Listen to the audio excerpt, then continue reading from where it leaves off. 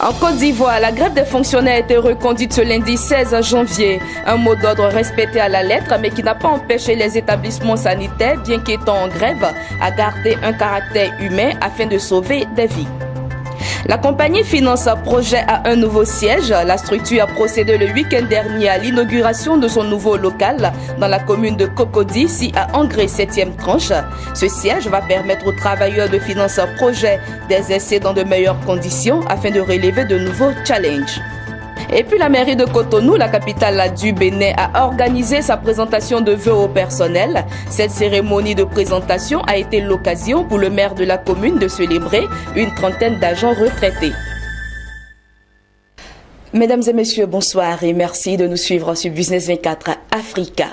En Côte d'Ivoire, la grève des fonctionnaires a été reconduite ce lundi 16 janvier. Pendant que la plupart des établissements publics restent fermés, les établissements sanitaires, eux, restent fidèles à la grève tout en gardant un caractère humain. Les détails avec Max Soubi. Un lundi, pas comme les autres dans les établissements publics de Côte d'Ivoire. La plateforme nationale des organisations professionnelles du secteur public vient de renouveler le mot d'ordre de grève à l'issue d'un précédent mouvement d'humeur qui courait du 9 au 13 janvier 2017. C'est en tout cas le constat que nous faisons ici au Collège moderne de Cocody, un établissement vide où nous trouvions des menuisiers en train de raboter des tables-bancs. À cette heure de grande affluence, des élèves dans la cour d'école. Les élèves ont été délogés par leurs camarades venus de certains établissements scolaires. Une situation qui a provoqué des échauffourées entre élèves et policiers. Jusqu'à 9h33, quand nous avons eu la descente de certains individus non identifiés, mais qui se réclamaient de la fessie. Il y a certains même qui étaient encagoulés, avaient mis des trucs là. Ils sont venus avec des chaînes, des gourdins, ils avaient des couteaux. Et ils ont commencé à demander aux enfants de sortir. Donc le censeur Cordeau les a interceptés au niveau du portail, a dit non, de faire ça dans le calme, mais pas que les enfants se blessent. Parce qu'on avait des tout petits là qui couraient dans tous les sens. Et on a dit non, de se calmer, de laisser les enfants sortir tranquillement, de ne pas exercer la violence. Donc Dieu merci, c'est ce qui s'est passé. Donc on a pu évacuer tous les enfants qui étaient dans l'école. Et donc le personnel est parti avec, parce qu'ils aussi se sentaient menacés. Ils sont tous partis, bon, nous sommes restés pour veiller sur l'établissement. Même constat ici au Collège moderne du Plateau, des salles de classe vides, à l'image de plusieurs établissements publics du pays. Vous imaginez, il y a certes le côté financier, mais il y a le côté même, ça pèse quand les enfants sont à la maison qui ne font rien, c'est la débauche, ils sont livrés à eux-mêmes et c'est difficile. Nous sommes au travail, on est un peu inquiets, mais quand ils sont encadrés à l'école, bon, c'est salvateur. Moi, je voudrais plaider. Appeler le gouvernement et les différentes entités à de la retenue, surtout qu'on est tous concernés. Ensuite, qu'a permis sur des établissements sanitaires publics. Ici, au centre hospitalier et universitaire de Cocody, les agents sont solidaires à la grève, mais le service minimum est assuré. Les agents sont à la tâche, certains patients et leurs familles attendent. Comme on a pu le constater, tout se passe comme d'habitude. C'est pour le cas de ma fille, elle est malade. Donc c'est un cas urgent aux pédiatries. La raison pour laquelle je suis venu. Ça travaille. En tout cas, on m'a bien reçu et on m'a donné même l'ordonnance et je pars pour acheter les médicaments comme ça. Bon, j'ai envoyé ma femme à l'hôpital ici.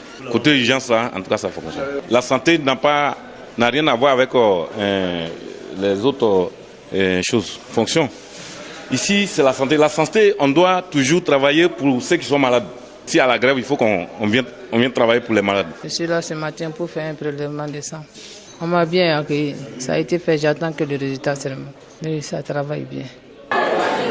Les services urgences, pédiatrie, hospitalisation sont bel et bien à la tâche. La pharmacie du CHU également. Moi, je n'ai pas appris qu'il y a grève. Quand je suis venu, on m'a bien accueilli. Ils ont bien soigné mon enfant, donc en tout cas, je suis content. On nous a bien accueillis, ils ont pris soin de l'enfant là. C'est parce que le petit est dedans, ils ont temps là le faire passer, c'est pour ça qu'on est ici, sinon il n'y a pas de problème. Ici là, il y a la vie des gens qui sont en danger. Donc si eux ils grèvent là, il faut qu'ils répondent à ça, c'est tout à fait normal. Parce que tu ne veux pas travailler et puis tu n'as pas de bons rendements et puis tu continues de travailler. Donc normalement je leur donne raison, je donne raison aux médecins, je donne raison aux fonctionnaires. Il n'a qu'à revoir leur situation. C'est vraiment pas normal. Ils ont l'amour de Dieu, ils ont l'amour de l'être humain, c'est pourquoi ils continuent de travailler. C'est quasiment la même ambiance au CHU de Yopougon, comme en témoigne la salle d'accouchement du CHU. Bon, à notre niveau, on n'a pas reçu d'instructions comme quoi il fallait que je sois au service minimum. Donc on reçoit les urgences comme d'habitude, on réalise nos césariennes comme d'habitude, et on reçoit les dames. Ce matin, on a reçu déjà plus de 15 dames.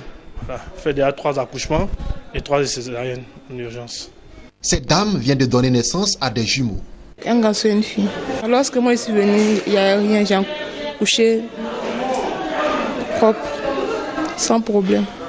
Après l'accouchement, la dame est gardée ici jusqu'à sa sortie, s'il n'y a pas de problème. Et nous avons Mme Tienzale Rachel qui a accouché ce matin. Donc elle attend d'être libérée, elle est sous surveillance.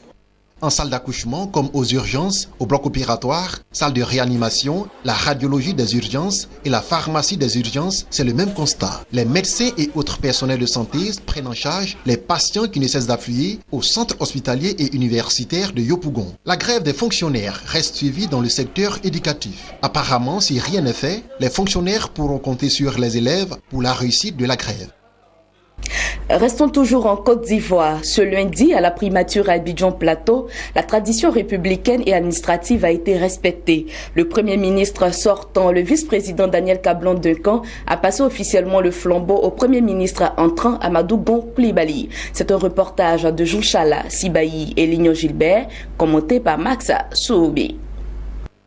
Les structures sous tutelle de la primature et la presse témoignent ce lundi d'une tradition républicaine et administrative bien établie en Côte d'Ivoire. La passation de charges entre le Premier ministre sortant, le vice-président de la République, Daniel Kablan-Duncan, et son successeur, le Premier ministre, Amadou Gon Coulibaly.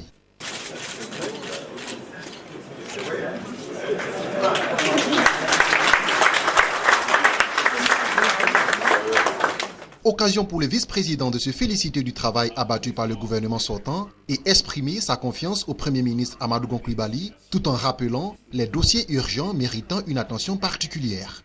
Il s'agit notamment de grands chantiers en cours ou prêts à démarrer, à savoir notamment au titre du secteur public, la baie de Cocody, le projet du pont Plateau-Yopougon, on appelle le 5e pont, le prolongement de l'autoroute du Nord de Yamoussoukro-Atié-Bissou, l'autoroute de contournement d'Abidjan, la construction de centrales thermiques à Zito, Songon et San Pedro, les travaux de construction des infrastructures sportives dans le cadre de la CAN 2021, le métro d'Abidjan, les projets d'aménagement du plateau, réhabilitation des immeubles, la pyramide, la BCC, construction de la bibliothèque, la Renaissance, projet Mix Plaza, etc. Mais aussi les projets backbone et fibres optiques.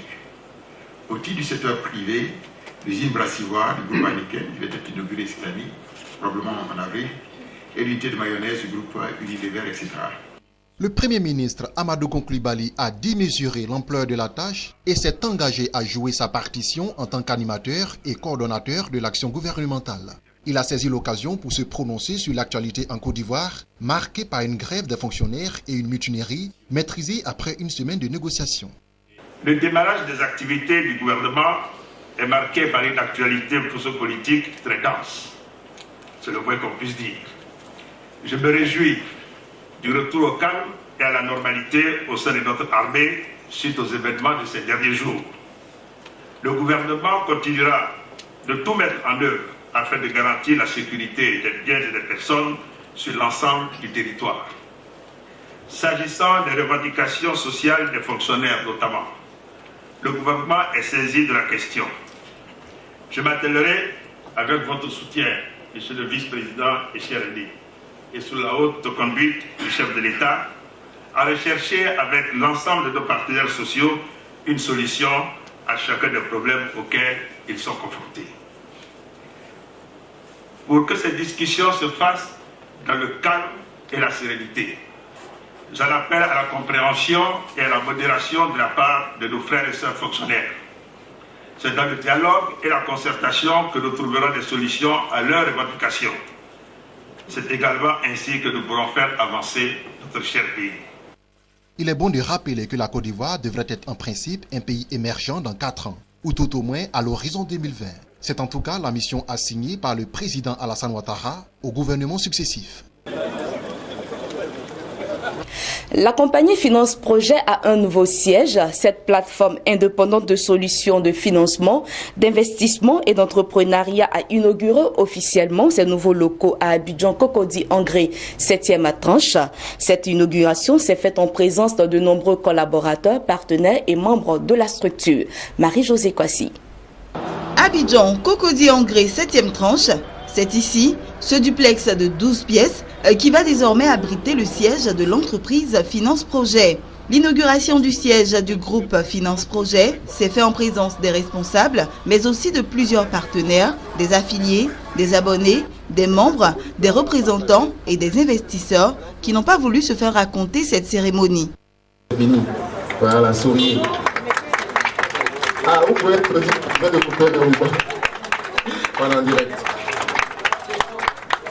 Ce nouvel local sera désormais le lieu où se dérouleront les activités du groupe Finance Projet.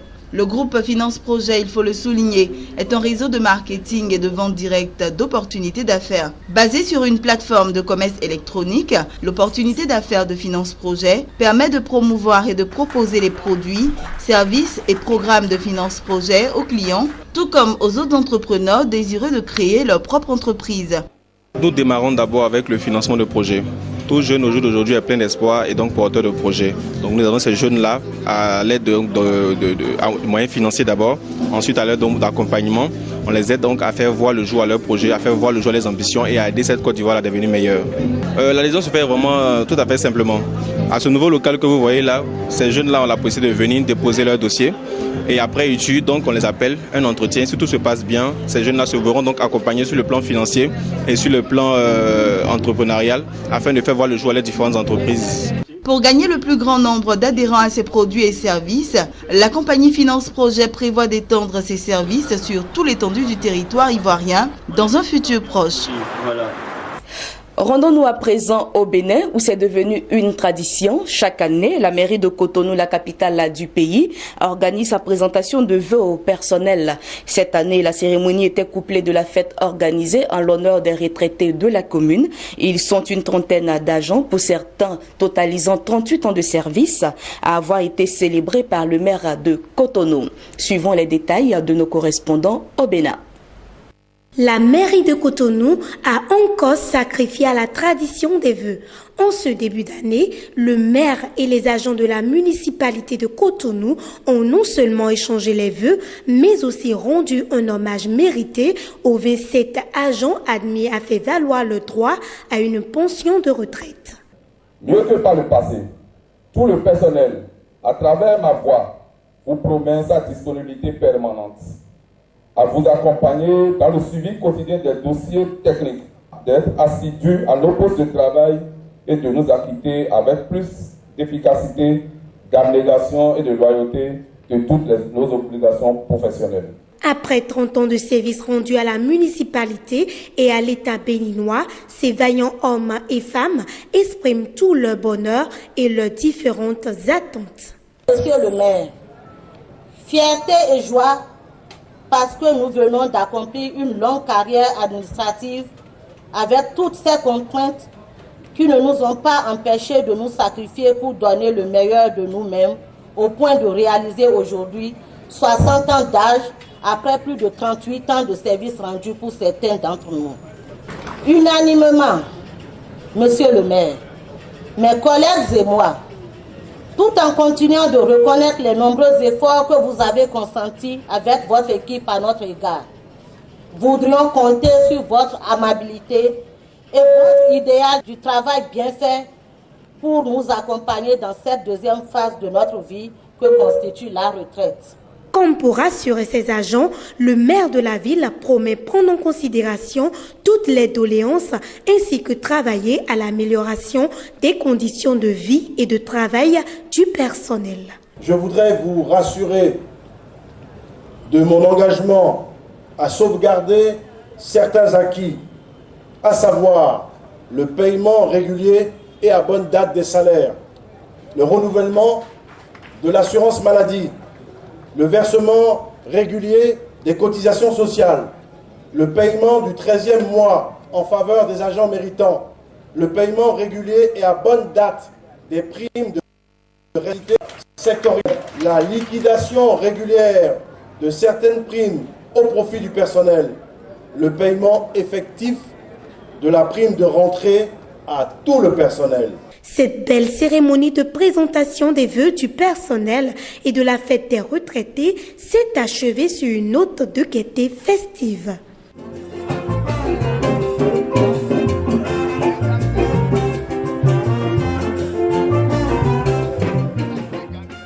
Poursuivons à présent avec ces informations en bref. La France promet de tripler son aide publique au développement sur les 5 prochaines années. C'est ce qu'a annoncé le président français François Hollande à l'ouverture du sommet Afrique-France qui s'est tenu à Bamako le week-end dernier. Cette aide va passer de 8,1 milliards d'euros à 23 milliards d'euros. L'Afrique, qui reçoit 45%, est le premier bénéficiaire de l'aide au développement de la France et en particulier l'Afrique subsaharienne. Terminons avec cette information.